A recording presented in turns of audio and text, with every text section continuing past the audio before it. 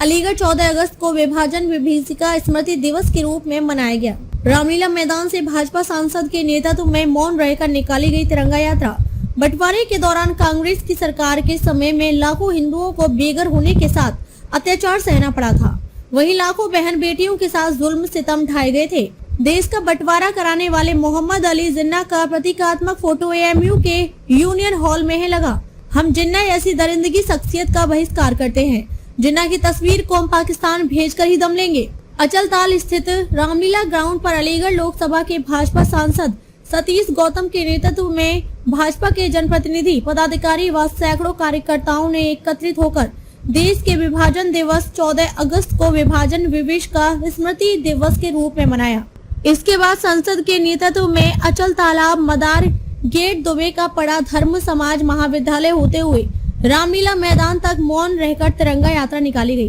भाजपा की सांसद सतीश गौतम ने कहा कि देश के बंटवारे के दौरान देश में कांग्रेस के जवाहरलाल नेहरू की सरकार थी। बंटवारे की व्यवस्था का चिन्ह अलीगढ़ में भी मौजूद है, जो अलीगढ़ मुस्लिम विश्वविद्यालय के यूनियन हॉल में जिन्ना की तस्वीर लगी हुई है। बंटवारे के दौरान लाखों हिंदुओं को बेघर करने के साथ उन पर अत्याचार किए गए थे और लाखों बहन बेटियों पर दरिंदगी भरे जुल्म ढाए गए थे। देश के बंटवारे के दौरान एक तरफ जवाहरलाल नेहरू और दूसरी तरफ मोहम्मद अली जिन्ना था, जिन्होंने बंटवारे के दौरान जुल्म करने के साथ हिंदू भाइयों का कत्ल कराया। उस समय अत्याचार चरम पर हो गया था। हम जिन्ना ऐसी दरिंदगी शख्सियत का बहिष्कार करते हैं। नेहरू की सरकार के दौरान देश में जो हिंदुओं पर जुल्म हुए, उसी को लेकर आज विभाजन विभीषिका स्मृति दिवस मनाया गया है।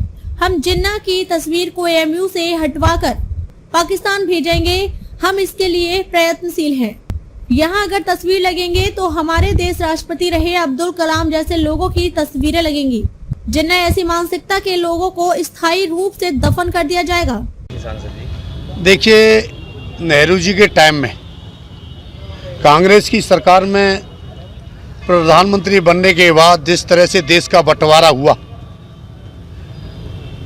उसका चिन्ह हमारे भी अलीगढ़ में है। जिन्ना के रूप में जो अलीगढ़ यूनिवर्सिटी में उनकी तस्वीर लगी हुई है। विभाजन विभीषिका स्मृति दिवस के रूप में आज मनाया जा रहा है। हमारे जिला अलीगढ़ में आज मौन जुलूस के रूप में मनाया गया। लोगों ने भाग लिया।